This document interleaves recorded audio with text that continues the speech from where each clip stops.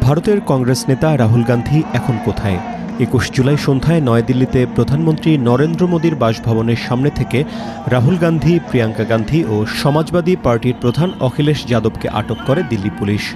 তবে আটকের পর রাহুলকে কোথায় নিয়ে যাওয়া হচ্ছে দিল্লি পুলিশ তা জানাতে চাইছে না বলে অভিযোগ করেছেন কংগ্রেস নেতারা।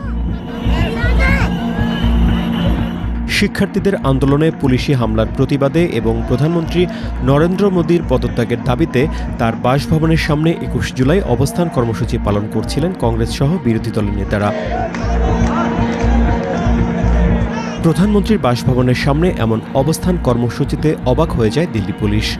এর কয়েক ঘন্টার মধ্যে বিপুল সংখ্যক গাড়ি নিয়ে সেখানে পৌঁছে যায় তারা। পুলিশের ঊর্ধ্বতন কর্মকর্তারা রাহুল গান্ধী সহ অন্যদের সঙ্গে কথা বলেন। ছুটে আসেন একজন প্রতিমন্ত্রীও। বিজেপি নেতাদের অভিযোগ, রাহুলদের এ কর্মসূচির কারণে প্রধানমন্ত্রীর নিরাপত্তা বিপন্ন হচ্ছে। তবে এ অভিযোগ খণ্ডন করে কংগ্রেস নেতারা বলেছেন তাদের অবস্থান কর্মসূচি সম্পূর্ণ শান্তিপূর্ণ।